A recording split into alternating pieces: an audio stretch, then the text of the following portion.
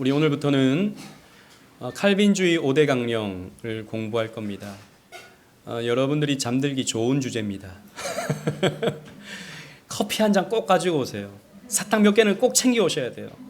여러분, 뭔가를 우리가 귀한 것을 얻기 위해서는 우물을 더 깊이 파야 되죠. 땅을 더 깊이 파야 됩니다. 가볍게 듣는 말씀은 가볍게 잊혀질 뿐입니다.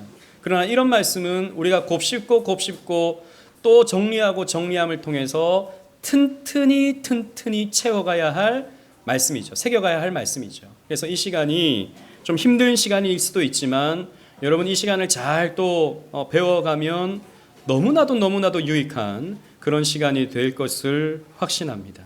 그래서 이번 주부터 우리 칼빈주의 5대 강령 또 10월 달에 우리 종교개혁 기념주의를 우리가 생각하고 준비하면서 또 우리가 이 주제를 가지고 한 6주간, 7주간 하나님 허락하시면 한 8주간까지도 한번 공부하는 그런 시간 되었으면 좋겠습니다. 로마서 11장 36절 말씀 우리 다 같이 한번 읽도록 하겠습니다. 시작. 이는 만물이 주에게서 나오고 주로 말미암고 주에게로 돌아감이라. 그에게 영광이 세세에 있을지어다. 아멘. 우리 칼빈주의, 다르게 표현하면 개혁주의죠.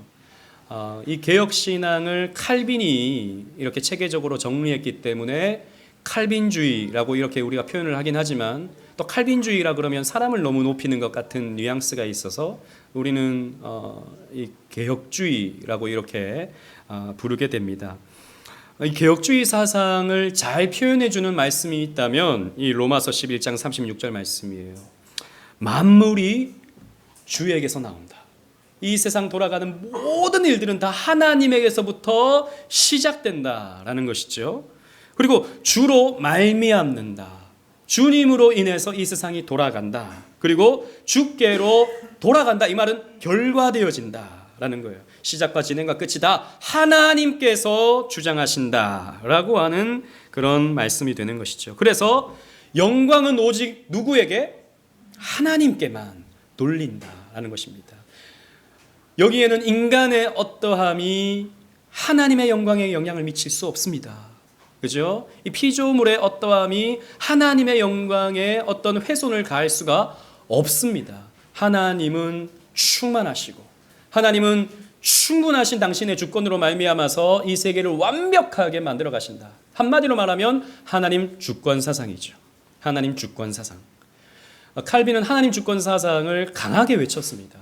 그래서 칼빈주의가 뭐냐? 개혁주의가 뭐냐? 한마디로 말하면 하나님 주권 사상이에요.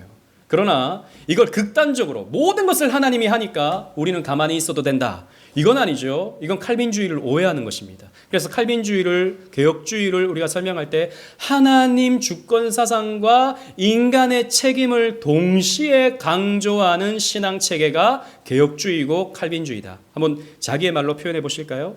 하나님 주권 사상과 인간의 책임을 동시에 강조하는 신앙 체계가 개혁주의, 칼빈주의다라는 것이죠. 정리가 되시나요? 안 되시는 것 같은데. 네. 그래서 이 칼빈주의의 핵심 교리, 핵심이라고 표현할 수도 있고, 대표적인 칼빈의 사상을 드러내주는 교리가 이 칼빈주의 5대 강령입니다.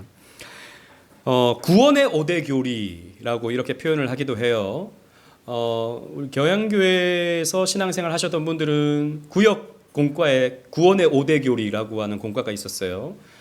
그것을 공부하셨던 분들이 있을 겁니다. 그리고 이것을 튤립 교리라고 이렇게 표현을 하기도 합니다.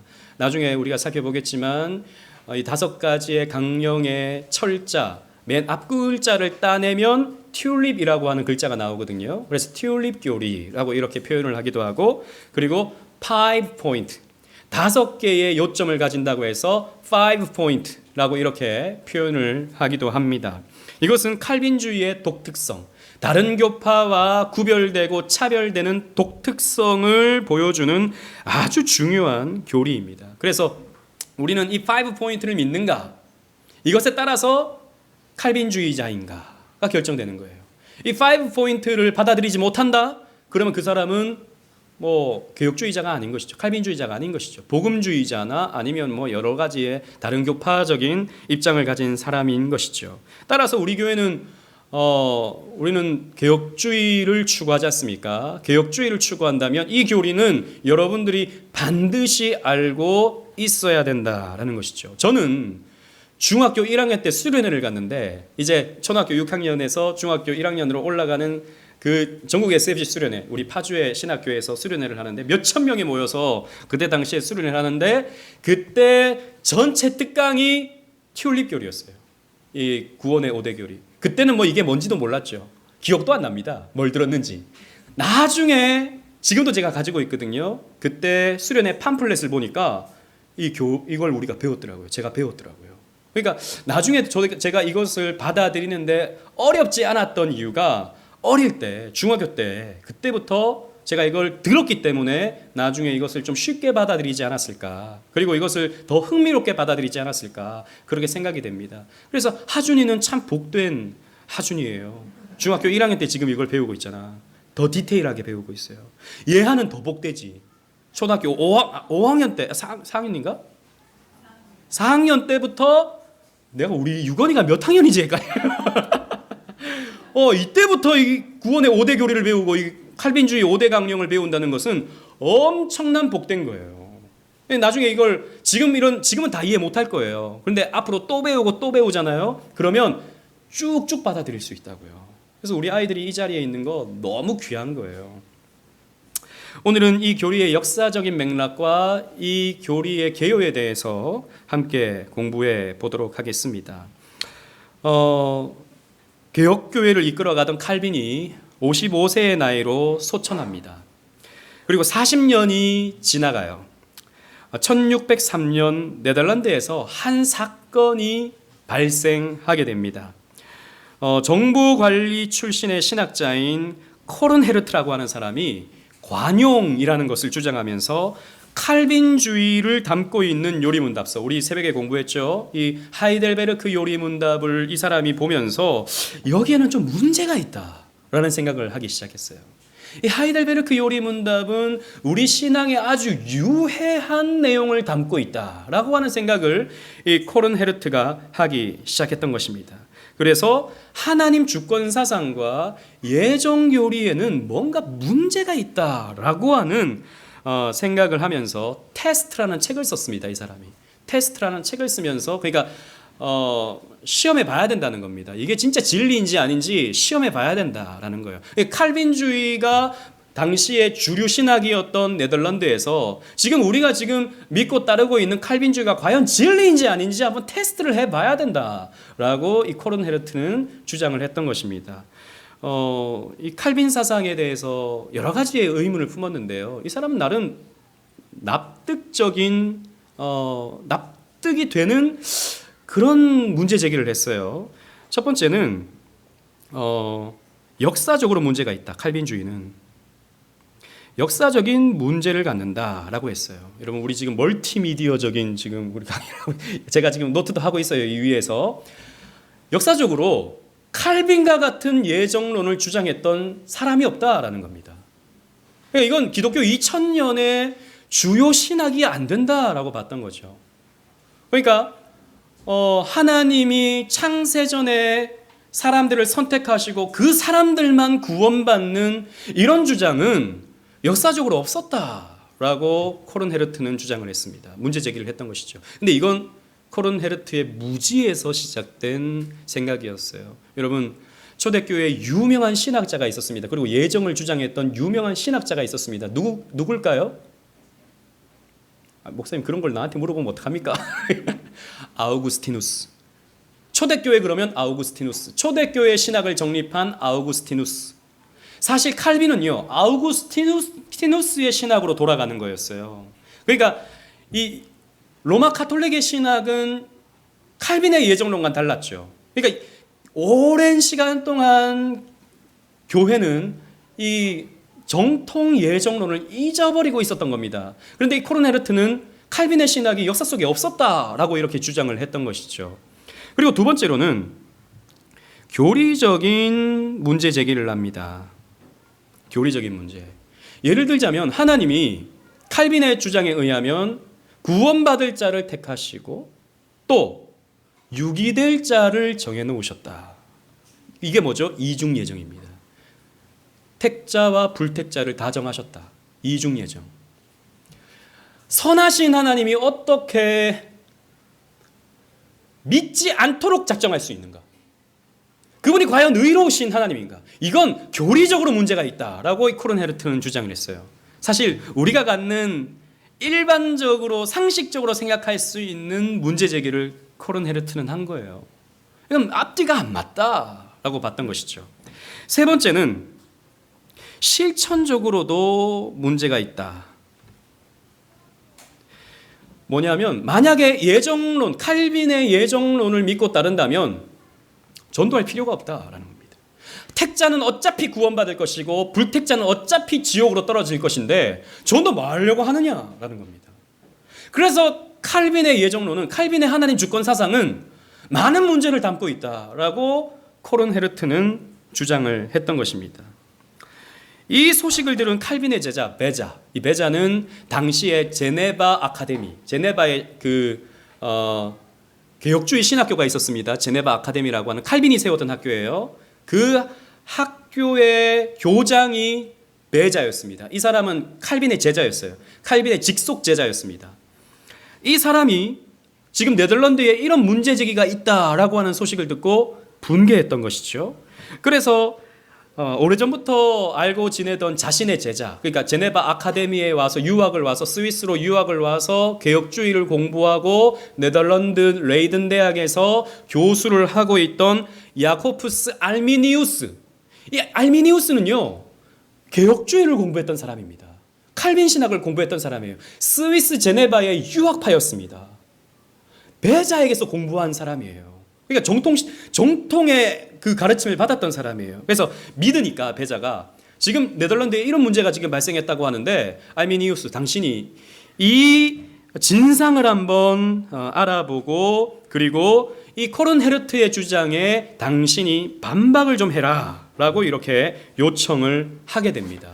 그래서 알미니우스는요 즉시 이 스승이었던 베자의 요청에 따라서 코른 헤르트의 이 테스트 책을 보고 분석하기 시작했고 그것을 어떻게 반박할지에 대해서 연구하기 시작했어요. 여러분 여기에 있는 이 사람이 알미니우스입니다. 아까 나왔던 그 그림은 코른 헤르트라고 하는 사람이고요.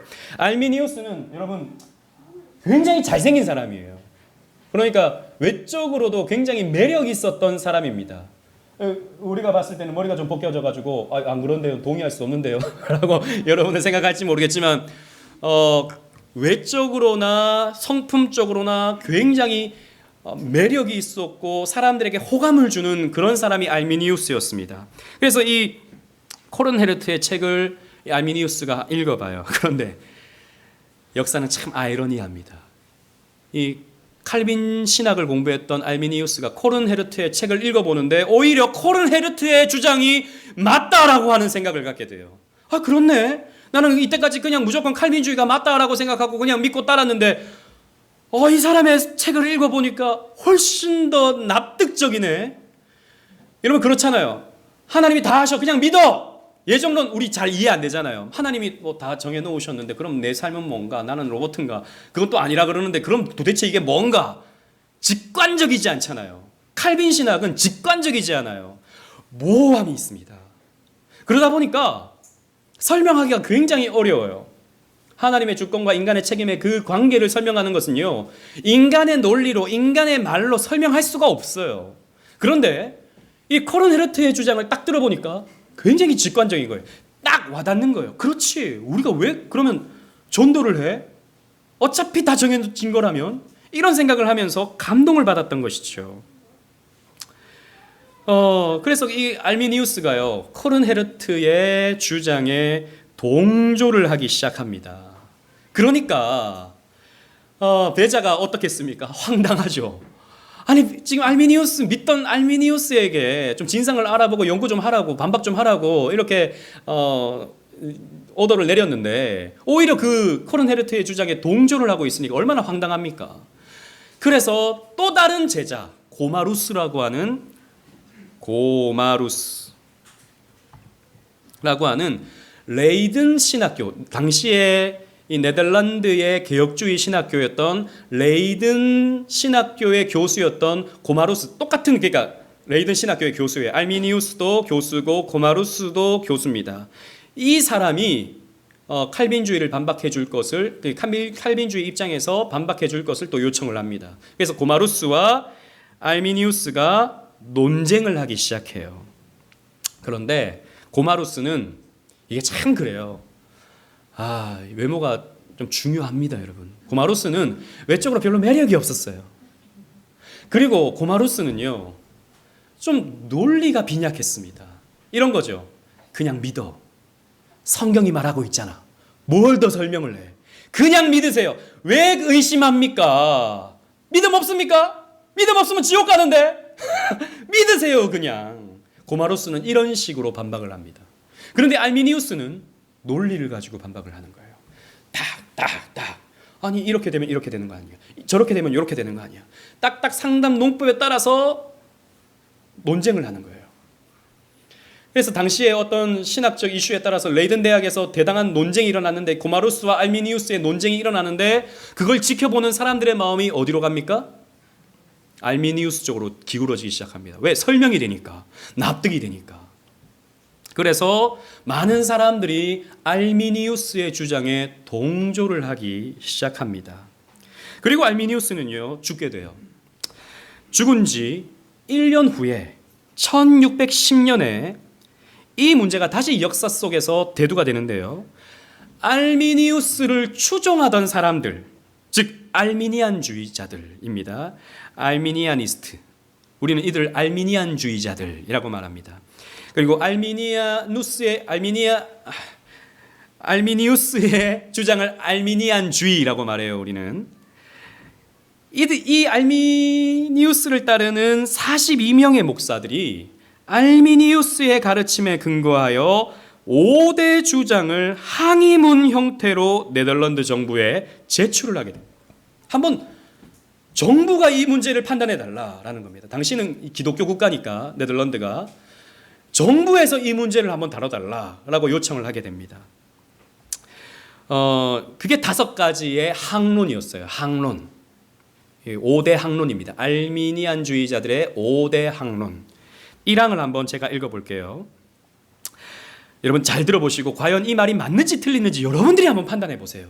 이게 그냥 여러분들이 넋놓고 읽으면 그냥 맞는 말처럼 들립니다. 실제로. 그런데 곰곰이 여러분들이 매의 눈으로 칼빈주의자들의 입장에서 여러분 이 문장을 한번 판단해 보십시오. 하나님은 그 아들 예수 그리스도 안에서 영원하고 불변하는 목적에 따라 창세전에 타락하고 죄에 빠진 인류 가운데 그리스도 안에서 그리스도를 위해 그리스도를 통해 성령의 은혜로 말미암아 그 아들 예수를 믿고 이 은혜를 통해, 자 여기서부터 끝까지 이 믿음을 지키고 믿음에 순종하게 될 사람들을 구원하시기로 작정하셨다, 이렇게 말했어요. 이 사람들의 항론입니다. 칼빈주의에 반해서 우리는 이렇게 주장한다라는 겁니다. 여러분 이 말이 뭐가 틀렸죠? 그냥 읽으면 여러분 잘 몰라요. 보통 그냥 일반 교회 다니는 사람들한테 이거 읽어보라고 하면 좋은 말이네요, 아멘 이런다고요. 그런데 여러분 자세히 보세요. 끝까지 이 믿음을 지키고 믿음에 순종하게 될 사람들을 구원하시기로 작정했다라고 하는 것이, 이게 교리적으로 뭐라고 말하냐면 예지예정이라고 말합니다. 즉 하나님이 우리가 예수 잘 믿을지, 끝까지 믿음 잘 지킬지 미리 아시고, 그 전능하심으로 아시고, 이 사람들 잘 믿을 거니까 내가 이 사람들에게 구원 주기로 작정해야겠다라고 하나님이 하셨다는 겁니다. 자, 그러면 구원은 누구에게 달려 있는 겁니까? 하나님에게 달려 있는 겁니까? 인간에게 달려 있는 겁니까? 인간에게 달려 있는 것이죠. 왜? 내가 이 땅에서 잘 살아야 하나님이 이놈 잘하네? 그럼 내가 이놈이라고 해서 죄송합니다. 이 사람을 구원하기로 작정해야지, 사람의 됨됨이를 보고 그것을 근거로 하여 그 사람을 작정했다, 예정했다라고 하는 거예요. 그러니까 알미니안주의자들이 예정을 부정하지 않아요. 감리교도들도 예정을 부정하지 않아요. 천주교들도 예정을 부정하지 않아요. 왜? 성경에 있는데 그 미쁘신 뜻대로 예정하사라고 성경에 기록되어 있지 않습니까? 그러니까 그들도 예정을 나름대로 주장을 한다고요. 그런데 예지 예정을 주장하죠. 그래서 이 1항을요 요약하면 하나님은 예견된 믿음 또는 불신앙을 바탕으로 선택하시기도 하고 유기하기도 하신다. 그러니까 누구에게 달려있다? 인간에게 달려있다라는 겁니다. 그러니까 우리가 칼빈주의 입장에서 제일 납득하기가 어려운 것은 왜 태초 전부터 저 사람은 믿지 않도록 유기해 놓으셨는가 라고 하는 어떤 문제점을 우리가 갖잖아요. 그러니까 좀 난해함을 갖잖아요. 그거 굉장히 설명하기가 어렵잖아요. 근데 알미니안주의자들은 이것을 납득적으로 설명이 된다고요. 왜? 못할 거니까. 어차피 그 사람들이 안 믿을 거니까 하나님이 그렇게 했어 라고 말하면 납득이 된다고요. 나중에 정리하겠습니다. 이런 문제점들에 대해서는 2항을 봅시다. 세상의 구주이신 예수 그리스도께서는 이를 위해 자발적으로 모든 사람과 각 사람을 위해 죽으셨고, 그래서 십자가에서 죽으심을 통해 그들 모두를 위해, 여기 줄 거 놓으세요. 그들 모두를 위해 구속과 죄 용서를 얻으셨으나 신자 외에는 아무도 이 죄 용서를 실제로 누리지 못한다 라고 이렇게 정리해놨습니다. 여러분 이것도 그냥 읽으면 뭐가 틀렸는지 잘 몰라요. 자, 그럼 보세요. 근데 예수님께서 모든 사람을 위해 죽으셨어요. 그래서 구원의 길을 예수님께서 다 열어놓으셨어요. 그러면 그 다음에는 어떻게 해야 됩니까? 사람이 예수님께로 나와야 된다라는 겁니다. 그러니까 예수님께서 길은 열어놓으셨는데 사람을 오게 하지는 않는다는 겁니다. 모든 사람을 위해 예수님께서 죽으셨어요. 모든 사람을 위해. 구원의 길이 모든 사람에게 열려 있어요. 근데 모든 사람이 열려 있는데 사람이, 그 개인이 예수님을 믿든지 말든지 결정해서 해야 된다라는 겁니다. 그건 문제죠. 그러면 예수님은 이런 겁니다. 내가 구원의 길은 열어놓을게. 나머지는 너희들이 해야 돼. 나에게 좀 와주렴. 나에게 좀 와주렴. 이렇게 애를 먹는 예수님이 되고 말죠. 이게 문제다는 것입니다. 세 번째, 사망을 봅시다. 인간은 배교와 죄의 상태에서 스스로나 자기 힘으로 구원을 얻는 믿음이 탁월하게 선한 것처럼 진정으로 선한 어떤 것을 생각하거나 뜻하거나 행동할 수 없기 때문에, 타락했기 때문에 스스로 또는 자신의 자유의지의 힘으로 구원의 은혜를 얻지 못한다. 그냥 읽으면 아무 문제가 없어요. 그러나 인간은 그리스도 안에서 성령을 통해 하나님에게서 다시 태어나며 참으로 선한 것을 바르게 이해하고 생각하고 뜻하며 행하기 위해, 자, 지식과 성향 내지 의지와 그 모든 능력에 있어서 새로워질 필요가 있다. 그러니까 인간은 너무 타락했기 때문에 스스로의 의지와 노력으로 나올 수 없기 때문에 하나님의 은혜가 필요하다라고 이렇게 주장을 했어요. 그냥 읽으면요, 이거 정말 뭐가 틀린지 모릅니다. 근데 여러분, 뭐가 틀린지 혹시 여러분 다 아세요? 우리는 너무 타락한 존재입니까? 아니요, 우리는 전적으로 타락한 존재죠. 너무 타락한 정도가 아니고 우리는 죽었어요. 그냥 우리는 죽었기 때문에 하나님이 살려주셔야만 하나님을 믿을 수 있고 하나님께로 나올 수 있는 겁니다. 그죠? 이거는 거의 병들어가는, 그러니까 알미니우스의 주장은 거의 병들어가는 상태다라고 봤던 것입니다. 그래서 신적 은혜가 필요하다라고 이렇게 주장하는 것이죠. 사항을 보시면 이러한 하나님의 은혜는 거듭난 사람 자신이 선행하거나 도우며 일깨우며 뒤따르며 협력하는 은혜 없이는 선을 생각하거나 뜻하거나 행할 수 없으며 악에 대한 어떤 유혹도 견딜 수 없을 정도까지 모든 선의 시작이요 지속이요 성취다. 그래서 생각할 수 있는 선한 행실 내지 행동은 그리스도 안에 있는 하나님의 은혜에서 그 원인을 찾아야 된다. 그러나 여기서 중요합니다. 그러나 이 은혜가 역사하는 방식에 있어서 이 은혜는 불가항력적이지 않다라는 겁니다. 즉 인간이 거부할 수 있다. 하나님의 은혜는 이렇게 풍성한데 인간이 거부할 수 있기 때문에 우리 인간이 거부하지 말고 하나님 앞에 마음문을 열고 하나님께 나아가야 된다라고 알미니안주의자들은 이렇게 주장을 했던 겁니다. 은혜는 인간이 거부할 수 있다라고 봤던 것이죠. 여러분, 거부할 수 있습니까? 없다라는 거죠. 만약 인간이 거부하면요, 하나님은요 무기력한 하나님입니다. 전지전능하신 하나님이 아닙니다. 하나님이 은혜를 베풀어 주시는데 반사 그러면 하나님 멋쩍어지는 하나님. 얘가 거부를 하네. 내가 퇴짜를 맞았네. 퇴짜 맞는 하나님이 되고 마는 겁니다. 주권의 하나님이 아니죠. 5항 봅시다. 그리스도 안에서 처음 시작된 자신의 생명을 소홀히 여겨 다시 버리고 현재 이 악한 세상으로 다시 돌아가고 그들에게 전해진 거룩한 교리에서 돌이키고 선한 양심을 잃고 은혜가 없어지는 일이 가능한지는, 자, 여기서부터 중요한 거예요.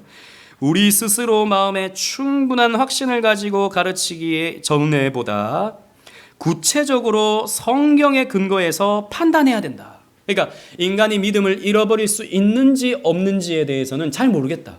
조금 더 우리는 이 부분에 대해서 연구를 해봐야 되고 성경을 통해서 관찰해봐야 된다라고 이렇게 주장을 했습니다. 여러분, 우리가 믿음을 잃어버릴 수 있습니까? 실제로 잃어버리는 사람들 있잖아요. 예수 믿다가 아예 그냥 안 믿는 사람들 있잖아요. 그러니까 이게 직관적이지 않다는 겁니다. 칼빈주의가. 실제로 보면 그런 사람들이 있기 때문에. 그러니까 보니까 떨어져. 그리고 한 번 구원은 영원한 구원이다라고 하면 난 구원받았으니까 난 이미 땡이네. 나는 끝났네. 좀 대충 살다가 마지막에 아멘하고 죽어야겠다. 이렇게 생각할 건 아닙니까? 그러니까 알미니안주의자들이 이렇게 주장을 하는 거예요. 모른다 이거. 어떻게 될지 모른다. 그러니까 끝까지 믿음을 잘 간직해라 라고 이렇게 주장을 하는 것이죠. 이게 알미니안주의 5대 항론입니다. 칼빈주의는 이런 문제가 있다. 이 부분에 대해서 설명이 안 된다. 그래서 우리는 이렇게 성경을 해석하고 이렇게 믿는 것이 논리적이고 정당하다라고 이렇게 주장을 하는 거예요. 이 문제로 인해서 네덜란드는 국가적인 공의회를 열게 됩니다. 네덜란드는요 칼빈주의 신앙 정통을 굉장히 자랑스럽게 여겼어요. 당시에 유럽에서 가장 개혁주의를 뚜렷하게 드러내는 나라가 이 네덜란드였고요. 그리고 스코틀랜드였습니다. 스코틀랜드는 나중에, 그러니까 한참 후에요 사실은. 가장 선두하는 곳이 네덜란드. 그래서 지금도 우리가 화란 개혁주의를 이렇게 존중하지 않습니까? 화란 개혁주의. 그래서 이런 알미니우스의 견해를 성경의 빛으로 검토하기 위해서 세계적인 종교회의를 도르트라고 하는 곳에서 개최를 했어요. 여러분, 여기 옆에 있는 그림이 있는데 이 그림 어디서 본 것 같지 않습니까? 여러분, 우리 교회 안 다니셔요? 어디서 봤어요 이 그림? 목양실에 있어요. 그죠? 우리 교회는 2개의 그림이 걸려 있습니다. 하나는 도르트 회의, 하나는 웨스트민스터 총회. 웨스트민스터 총회는 어디에 있죠? 우리 저기 카페에 저기 붙어 있어요. 이 2개의 공의회가 세계적이고 가장 역사적으로 칼빈주의를 잘 드러내는 2가지의 공의회였어요. 이 2개의 공의회 이후로 이런 도르트라든지 웨스트민스터 총회라든지 이와 같은 규모와 이와 같은 열심과 이와 같은 많은 사람들이 동원된 공의회는 역사 속에서 없었습니다.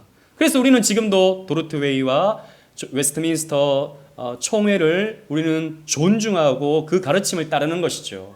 역사적으로 아주 중요한 2가지의 공의회, 도르트 회의 그리고 웨스트민스터 총회. 그래서 여러분 그냥 이게 무슨 그림인가 확실히 하세요. 이번에 도르트 회의다. 제가요 미국에서 산 겁니다. 이 그림은 한국에 안 팔아요, 여러분. 목사님이 직접 미국에 간 건 아니고 택배로 받았어요. 주문을 해서 해외 배송으로 받아서 우리 교회 2개 걸어놓은 겁니다. 아주 비싼 거예요. 그림은 싼데 구하기 어려운 겁니다. 이 회의에서 84명의 정회원이 참여를 했는데요. 그 중에는 독일 사람들, 잉글랜드 사람들, 잉글랜드 청교도 중에 윌리엄 에임스라고 하는 청교도가 참석을 했어요. 당시에. 그리고 스코틀랜드의 언약도들도 참여를 하고요. 스위스, 제네바의 출신들 사람들이 참여를 해서 유럽에 있는 개혁파 교회들에서 26명의 해외 파견자들도 함께 이 회의에 참여를 했습니다. 그래서 6개월에 걸쳐서 154회의 회의를 가졌어요. 1618년이죠. 그래서 지난번 우리 2018년이 도르트 400주년 기념의 해였어요. 그러니까 400년 정도 지났습니다. 지금 그 결과 이 대회에 참석한 모든 사람들이 한 목소리로 결정을 짓기를 알미니안주의는 하나님의 주권을 무시하고 인간의 공로를 내세우는 이설임을 확인했다라는 것이죠. 6개월 동안 치열한 논쟁을 했어요. 여기에는 칼빈주의자들도 있었지만 알미니안주의자들도 있었습니다. 그래서 치열하게 논쟁을 했어요. 그런데 논쟁을 해서 얻은 결론이 뭐냐? 이단이다 이거. 알미니안주의는 이단이다. 이설이다. 라고 결정을 내렸던 것입니다. 그리고 이 5대 항론을 기각시키면서 국회에 제출을 했으니까 이에 대한 적극적인 대응책으로서 알미니안주의 5대 항론에 대치되는 칼빈주의 5대 강령을 작성하고 채택하고 발표하기에 이르렀다라는 것이죠.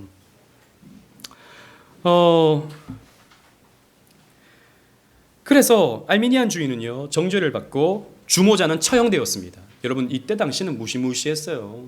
칼빈주의가 아니면 쫓겨나는 겁니다. 네덜란드는 이상한 이설을 전하면 처형되는 거예요. 그리고 그 외 추종자들은 국외로 화란 밖으로 이제 추방이 되었습니다. 그런데 이제 이 사람들이 유럽 곳곳으로 들어가서 특히 영국 같은 곳으로 들어가서 이제 웨슬리에게 영향을 미쳤던 것이죠. 그래서 존 웨슬리, 여러분 감리교의 창시자였던 존 웨슬리는 이 알미니안의 사상을 따랐습니다. 그래서 웨슬리에게 당신은 알미니안주의자다라고 하는 정죄가 많았어요 당시에. 하지만 웨슬리는 아니라고 그랬어요. 나는 칼빈주의자다. 왜? 알미니안주의자라고 말함과 동시에 자기 이단이 되는 거거든요. 나는 칼빈주의자다라고 평생에 웨슬리는 말했어요. 하지만 이제 신학적으로 보면 많은 차이점이 있었죠. 그래서 지금도 감리교도들은 당신들은 알미니안주의자들입니다라고 말하면 그냥 좀 모르는 사람은 뭐 그게 뭔데 이러겠지만 좀 아는 사람들은 되게 반감을 갖습니다. 우리는 알미니안주의자들 아니다. 우리는 웨슬리안이다라고 이렇게 말해요. 웨슬리안. 그런데 사실은 아까 우리 5개의 학론 있잖아요. 그것을 그대로 따르는 교파가 감리교, 성결교입니다. 성결교도 웨슬리안이거든요. 여러분 다시 한번 그 앞으로 가보시면 제가 다시 좀 정리를 하면요 그렇습니다. 아까 예지 예정이다. 그러면 구원의 근거가 인간에게 있다라고 하는 거죠. 그러니까 인간이 인간을 구원하는 거예요. 우리의 구원자가 누굽니까? 하나님이시잖아요. 그런데 알미니안주의자들은 자기가 자기를 구원하는 겁니다. 내가 열심히 했기 때문에 하나님이 나를 선택해 주셨어 라고 되는 것이죠. 그리고 2항에 보면 예수님께서 모든 사람과 각 사람을 위해서 죽으셨다. 모든 사람에게 구원의 길이 열려 있다. 그래서 우리가 나와야 된다라고 하면 내가 결심해서 나오는 거죠. 구원이 나에게 달려 있는 겁니다. 그리고 3항도 보세요. 우리는 너무 타락해서 하나님의 은혜가 필요하다. 하나님의 은혜가 이렇게 부어지면 그 은혜에 내가 손을 내밀어야 된다라고 주장하는 거예요. 그러니까 거의 죽어가는 내가 억지로라도 손을 올려가지고 하나님의 손을 붙잡아야 된다. 그래야 구원이 이루어진다라고 보죠. 이게 무엇입니까? 신인 협력이죠. 인간과 하나님이 서로 협력함으로 구원이 이루어지는 거예요. 여러분 이 부분에 있어서 여러분들에게 좀 말씀드리고 싶은 것은 구원에 있어서 이런 두 가지의 어떤 이론이 있습니다. 첫 번째는 시너지즘이에요. 시너지즘. 신이라는 말은 헬라어로 준이라는 말에서 나왔거든요. 이 말은 with 그런 뜻이에요. 함께. 그러니까 함께 구원을 이루어가는 것. 신인 협력주의를 시너지즘이라고 말합니다. 시너지즘. 여기에 반해서 우리는 뭡니까? 모노지즘.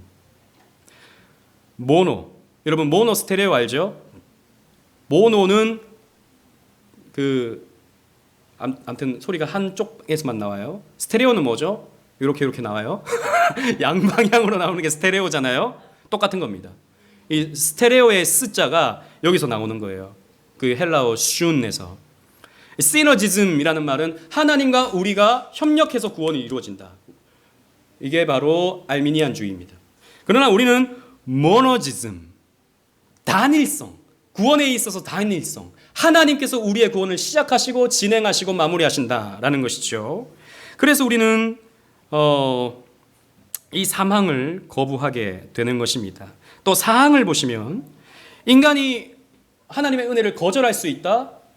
그래서 이게 무슨 말입니까? 거절하지 말고 내가 그 은혜를 받아들여야 된다라고 주장하는 거잖아요. 내가 그 은혜를 받아들이냐 마느냐의 여부에 따라서 내 구원이 결정되는 거예요. 내가 나를 구원하는 거죠. 그리고 5항도 보세요. 나에게 달려 있는 거예요. 내가 믿음을 잃어버리고 믿음에서 탈락해버리면 그냥 지옥인 거예요. 하지만 내가 구원을 끝까지 붙들고 있어야 구원받는다라고 하면 내가 나를 구원하는 거죠. 그래서 여러분 이 문제입니다. 누가 나를 구원하는가? 나의 구원자가 누구인가? 이 문제예요. 아까 여러분 대답하셨죠? 우리의 구원자가 누구십니까? 하나님이시죠. 하나님이 우리를 구원하는 겁니다. 알미니안주의는 내가 나를 구원하는 거예요. 여러분 아담이 선악과를 따먹습니다. 왜 따먹죠? 하나님이 되려고. 그죠? 하나님과 같이 되려고. 그게 무엇입니까? 내가 나를 구원하겠다라는 것입니다. 내가 하나님의 위치에 서서 하나님에게 내 구원을 맡기는 게 아니라 내가 내 구원을 내가 이루겠다라고 하는 것이 선악과를 베어 물은 아담의 죄였고 그것이 인간의 본질적인 죄였으며 알미니안주의가 되는 것이에요. 그래서 이 도르트 회의는요, 이 알미니안주의를 정죄했습니다. 그래서 이 강령의 신학적인 의 보시면 첫째, 우리 다 같이 한번 읽어보도록 하겠습니다. 시작. 이 교리는 구원에 있어 인간의 의지와 선택이 아닌 하나님의 주권성을 강조합니다. 누가 나를 구원하는가? 하나님이 구원하시는가? 내가 나를 구원하는가? 이 문제예요. 둘째, 시작. 이 교리는 철저한 예정 교리에 입각한 것으로 성경과 교리의 일관성을 보여줍니다. 이 부분에 대해서 우리 몇 주간 계속 살펴볼 거예요. 이게 얼마나 우리에게 납득적인지, 이게 훨씬 더 우리에게 소망이 되어지고 우리에게 건강한 열심을 불러일으키는지 우리가 얼마나 납득적인지 성경을 통해서 살펴보게 될 것입니다. 셋째, 시작. 이 교리는 새로 만들어진 것이 아니라 개혁교회의 에큐메니컬 공의회를 통해 확증된 교회의 정통적 교리입니다. 새로 만들어진 게 아니에요. 그러니까 이 도르트의 정신은 칼빈의 정신이었고요. 칼빈의 정신은 아우구스티누스의 정신이었고요. 아우구스티누스의 정신은 사도들의 정신이었고요. 사도들의 정신은 예수님의 정신이었고요. 예수님의 정신은 하나님의 정신입니다. 와, 멋진 표현입니다. 정통 있는 신앙이다 라는 것이죠. 넷째, 시작. 이 교리는 성경과 전통적 신학을 따르는 개혁주의와 복음주의를 비롯한 다른 교파들과의 구별을 보여줍니다. 여러분들은 칼빈주의자인가? 아니면 복음주의자인가? 개혁주의자인가? 아니면 복음주의자인가? 이것의 시금석이 무엇입니까? 칼빈의 구원의 5대 교리, 칼빈주의 5대 강령. 이것을 보면 결정이 된다라는 것이죠. 여러분 폴 워셔라고 하는 설교자를 여러분 들어보셨을지 모르겠습니다. 인터넷에서도 굉장히 이렇게 영향력 있는 설교를 하시는 분인데요. 이분은 자기가 나름 칼빈주의자라고 말합니다. 그런데 그분은요 4포인트 칼빈주의자입니다. 4포인트 칼빈주의. 제한 속죄를 믿지 않아요. 그러니까 모든 사람을 위해 예수님이 죽으셨다. 이거는 받아들인다 이거죠. 그래서 4포인트입니다. 그런 부분에서 폴 워셔는요 정통적인 칼빈주의자가 아닙니다. 많아요. 그리고 대부분의 한국교회 죄송합니다만 목사님들은요 이런 거에 관심이 없습니다. 자기의 신앙 족보가 없어요. 그냥 사람만 많이 모이면 땡이죠. 이런 거는 사람들 어려워하고 뭐 고리타분해하고 또 뭐 내가 은혜 받는 게 중요하지 이 교리 뭐 알아서 뭐 하나. 근데 여러분 정말 이걸 찬찬히 공부하잖아요. 얼마나 은혜로운지 몰라요. 근데 이 관심이 없다는 겁니다. 그래서 자기가 몇 포인트인지 그걸 설명을 못해요. 대부분의 교회들은. 여러분들 확실히 하셔야 됩니다. 여러분들은 지금 앞으로 배워 가시겠지만 여러분들은 5포인트주의자가 돼야 됩니다. 5포인트. 그래서 나 물어보세요. 다른 교회 다니나? 그러면 교회 다닙니다. 그러면 당신은 몇 포인트인가? 뭐, 점수를 얘기하나? 난 80점이요. 이러면 우리 교회 와서 좀 배워야겠어. 이렇게 하시면 되는 겁니다. 다섯째, 시작. 이 교리는 우리의 구원의 확신을 주며 하나님께 온전히 영광 돌려드리게 해줍니다. 자, 보세요. 만물이 주에게서 나오고 주로 말미암고 주에게로 돌아가니까 모든 영광이 누구에게 돌려집니까? 하나님. 만약에 나와 하나님이 함께 구원을 이루어 가잖아요. 그러면 하나님 50% 영광, 내 영광 50%가 되는 겁니다. 그죠? 내가 잘했으니까. 내가 열심히 했으니까 하나님 선택하셨고, 내가 열심히 했으니까 내가 믿음 지켰고, 내가 열심히 했으니까 천국 간 것 아닙니까? 이렇게 되는 거예요. 나의 영광 50%. 이건 챙겨주셔야지. 아니라는 겁니다. 여러분, 이 교리를 잘 배우면 우리는 오직 solely Deo Gloria, 오직 하나님께 영광을 돌릴 수 있게 되는 거예요. 그래서 이 5대 강령의 각 명칭 오늘 개관만 합니다. 첫 번째가 뭐냐면 total depravity. 이거 몰라도 돼요. 못 따라 하셔도 됩니다. 따라합시다. 전적 부패, 전적 타락. 그런데 여러분, 이게 오해를 불러일으킬 수 있어요. 전적 부패했다 그러니까 인간이 마치 사탄이 된 것처럼. 그건 아닙니다. 전 영역에서의 오염이 일어났다라는 거예요. 그래서 몽고메리 보이스 목사님은 이것은 철저한 타락이라고 하는 것이 좋다, 표현을. 그런데 이래도 저래도 오해는 발생돼요. 이것은요, 죄의 전인격적 오염을 말합니다. 그래서 인간은 적당히 타락한 게 아니라 전적으로 타락했다라는 것이죠. Unconditional election. 따라합시다. 무조건적 선택. 그래서 우리를 선택하심에 있어서 우리의 됨됨이를 보시고 선택하신 것이 아니다라는 겁니다. 조건 없는 사랑, 조건 없는 선택을 이루셨다라는 거죠. 예를 들어서 여러분 결혼을 하는데 왜 나랑 결혼해 줬습니까? 왜 나랑 결혼하려고 하십니까? 라고 물어보는데 당신 돈이 많잖아요. 이렇게 얘기를 했다. 어떻습니까? 좀 별로잖아요. 좋은 겁니까? 별로잖아요. 당신 재산이 많잖아요. 그러니까 내가 당신과 결혼했지. 조건이 되는 거죠. 아니요, 이렇게 말하는 게 아니고 당신이기 때문에 결혼합니다. 너무 느끼한가요? 네, 당신이기 때문이에요. 뭐 다른 조건이 있어서가 아닌 것이죠. 무조건적 선택. 그리고 limited atonement. 따라합시다. 제한 속죄. 이건 뭐냐면 예수님의 십자가 속죄는 택자들만을 위해서 이루어졌다라는 거예요. 모든 사람을 위해서 예수님이 죽으신 게 아니에요. 택자들만을 위해서 예수님은 죽으셨어요. 만약 그게 아니라면 여러분, 이건 논리적인 모순이 됩니다. 그 부분에 대해서는 나중에 설명드리지만 간략하게 설명하자면, 그러니까 이미 태초전에 택자와 불택자를 선택해 놓으셨어. 그런데 예수님은 모든 사람이 구원받을 수 있도록 문은 열어놓으셨어. 그리고 그 중에 몇몇 사람들이 예수님을 믿어서 나와. 이건 논리적으로 맞지가 않는 것입니다. 이게 앞뒤가 맞으려면 하나님이 택자를 선택해 놓으시고 예수님은 그 택자를 위해서 죽으시는 거예요. 그 택자들이 구원받는 거죠. 그리고 네 번째로 irresistible grace. 따라합시다. 불가항력적 은혜. 이것은 거절할 수 없는 은혜라는 말입니다. 하나님의 은혜가 나에게 쏟아지게 되면 이건 거절할 수 없다. 받아들일 수밖에 없다라는 것입니다. 하나님이 내 가슴 속에 은혜를, 이거 벤틸, 코넬리우스 벤틸이라고 하는 신학자의 표현입니다. 이 구멍 속으로 믿음을 쏟아 부어주시면 우리는 믿음이 생길 수밖에 없는 거예요. 이게 은혜죠. 우리가 얼마나 헷갈립니까? 내가 구원이 있는 것 같기도 하고 아닌 것 같기도 하고 왔다 갔다 내 삶을 보면 엉망진창이잖아요. 그러니까 우리가 확신을 가질 수 없는데 하나님이 은혜를 이 구멍 속으로 쏟아 부어주셨어. 이미 게임 오버. 너는 하나님 백성이야. 얼마나 은혜로운 폭력입니까? 은혜로운 폭력이에요. 이 표현이라 여러분 좀 그래서 그렇지 하나님의 일방성이다. 일방성 있는 은혜다라는 것이죠. 마지막 perseverance of saints. 성도의 견인, 따라합시다. 성도의 견인. 이것은요, 하나님이 우리를 끝까지 인내해 주신다라는 거예요. 우리가 부족해도 하나님이 끝까지 인내해 주셔서 우리를 결코 버리지 아니하신다. 그래서 우리 성도는요, 하나님을 끝까지 붙듭니다. 중간에 놓는 것 같기도 해요. 그러나 언젠가는 다시 붙듭니다. 그럴 수밖에 없어요.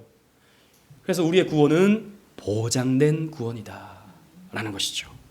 여러분, 알미니안주의자들의 하나님은요, 무기력한 하나님입니다. 얘들아, 나를 좀 도와주렴. 너희들을 좀 구원하고 싶은데 너희들은 왜 세상으로만 향해 가고 있느냐? 나를 좀 봐주렴. 내가 지금 이렇게 울고 있지 않니? 도와주렴. 나에게로 좀 와주렴. 이런 하나님입니다.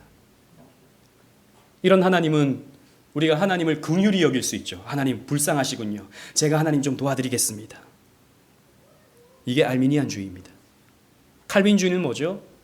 너는 내 백성이야. 너는 다른 곳으로 갈 수 없어. 나는 끝까지 너를 지킬 거야. 그 어떤 것도 너를 해하지 못해. 그 어떤 것도 너를 믿음에서 떨어뜨리지 못해. 나의 구원의 시작은 끝까지 완성될 거야. 왜? 나는 전능한 하나님이니까. 여러분들은 어떤 하나님을 믿고 싶습니까? 칼빈주의자의 하나님을 믿고 싶습니까? 알미니안주의자의 하나님을 믿고 싶습니까?